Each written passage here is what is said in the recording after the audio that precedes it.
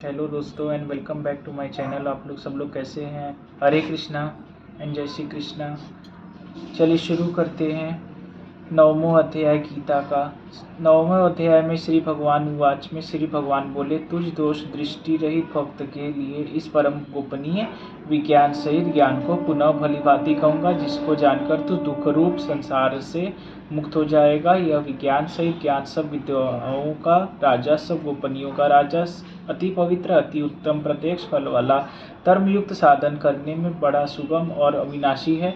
हे परंतप, इस उपरयुक्त धर्म में श्रद्धा रहित पुरुष मुझको न प्राप्त होकर मृत्यु रूप संसार चक्र में भ्रमण करते रहते हैं। मुझ निराकार परमात्मा से यह सब जगत जल से बर्फ के सदृश परिपूर्ण है और सब भूत मेरे अंतर्गत संकल्प के आधार स्थित हैं, किंतु वास्तव में मैं उनमें स्थित नहीं हूँ। वे सब भूत मुझ में स्थित नहीं है, किंतु मेरी ईश्वरीय योग शक्ति को देख कि भूतों का धारण पोषण करने वाला और भूतों को उत्पन्न करने वाला भी मेरा आत्मा वास्तव में भूतों में स्थित नहीं है।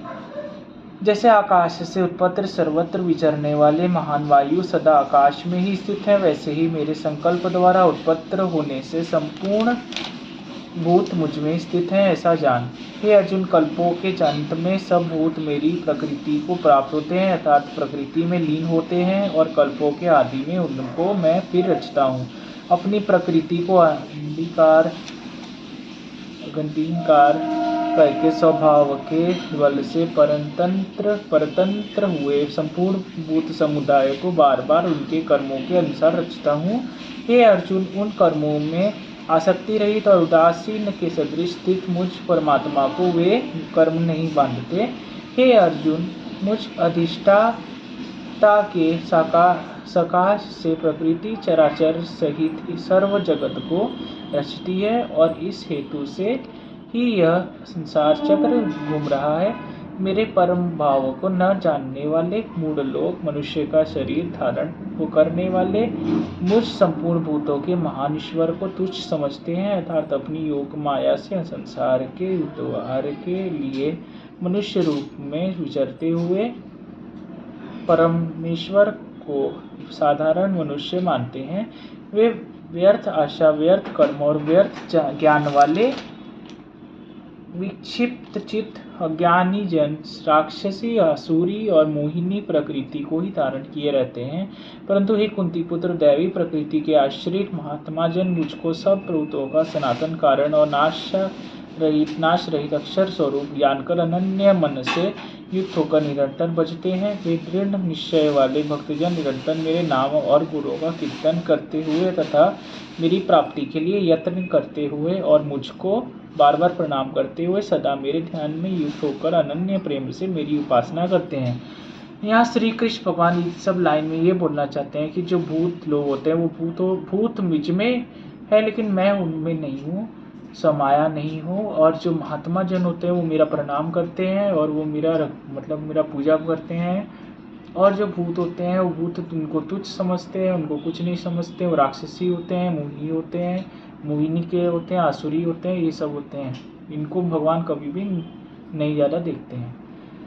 फिर बोल रहे हैं कि दूसरे ज्ञानी योगी मुझ निर्गुण निराकार ब्रह्मा का ज्ञान यज्ञ के द्वारा अभियुक्त भाव से पूजन करते हुए भी मेरी उपासना करते हैं, और दूसरे मनुष्य बहुत प्रकार से स्थित मुझ विराट स्वरूप परमेश्वर की पृथक भाव से उपासना करते हैं। फिर क्रतु मैं हूँ, यज्ञ मैं हूँ, सौधा मैं हूँ, औषधि मैं हूँ, मंत्र मैं हूँ, भी धृत मैं हूँ, अग्नि मैं हूँ, और हवन रूप क्रिया भी मैं ही हूँ। इस संपूर्ण जगत का धाता अर्थात धारण करने वाला एवं कर्मों के फल को देने वाला, पिता माता पितामह जानने योग्य पवित्र ओंकार तथा ऋग्वेद, सामवेद और यजुर्वेद भी मैं ही हूँ। मतलब भगवान बोल रहे हैं कि जो वो निम्नलिखित वो जो भी वो बता रहे हैं वो चीज़ भगवान, वो सब भगवान के ही अंश है, भगवान ने ही उनको बनाया है। फिर प्राप्त होने योग्य परम धाम, परम पुरुष भरण पोषण करने वाला, सबका स्वामी, शुभाशुभ का देखने वाला, सबका वासस्थान, शरण लेने योग्य, प्रत्युपकार न चाहकर हित करने वाला, सबकी उत्पत्ति प्रलय का हेतु, स्थिति का आधार, निदान और अविनाशी कारण भी मैं ही हूँ। मैं ही सूर्य रूप से तपता हूँ, वर्षा का आकर्षण करता हूँ और उसे बरसाता हूँ। हे अर्जुन, मैं ही अमृत और मुक्ति हूँ और सत असत भी मैं ही हूँ। मतलब जो भी कोई आदमी कर्म करता है, जो भी संसार में जो क्रियाएं हो रही हैं, वो सब भगवान ही हैं, भगवान ही करते हैं। तीनों वेदों में विधान किए हुए सकाम कर्मों को करने वाले, सोमरस को पीने वाले पाप रहित पुरुष मुझको योगियों के द्वारा पूजकर स्वर्ग की प्राप्ति चाहते हैं। वे पुरुष अपने पुण्यों के फल रूप स्वर्ग लोक को प्राप्त होकर स्वर्ग में दिव्य देवताओं के भोगों को भोगते हैं।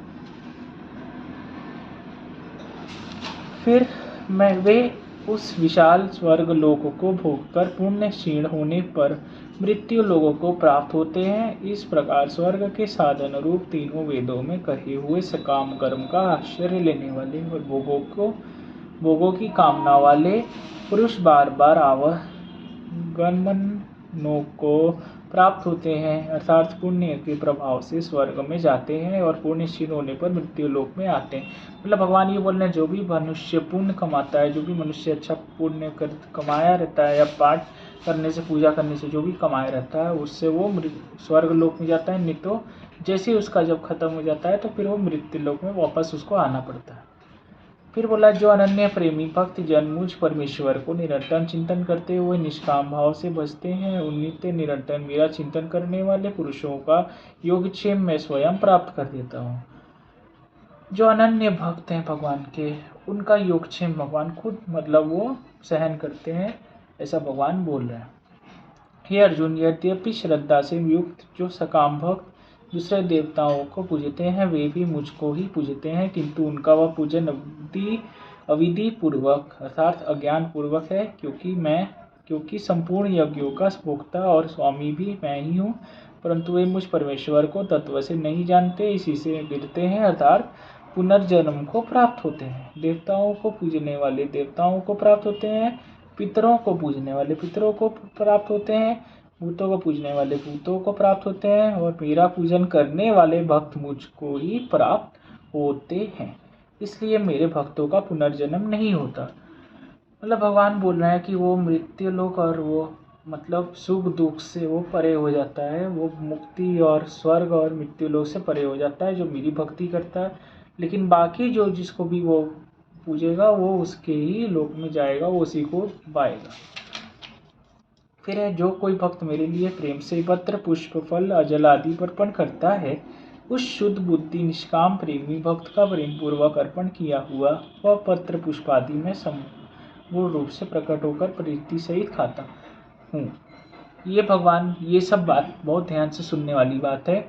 भगवान कह रहे हैं कि जो भी मुझे पत्र पुष्प फल प्रेम से भी देता है, वो भगवान उसको ग्रहण करते हैं, उसको स्वीकार करते हैं, उसको प्रेम पूर्वक वो खाते हैं, पीते भी हैं।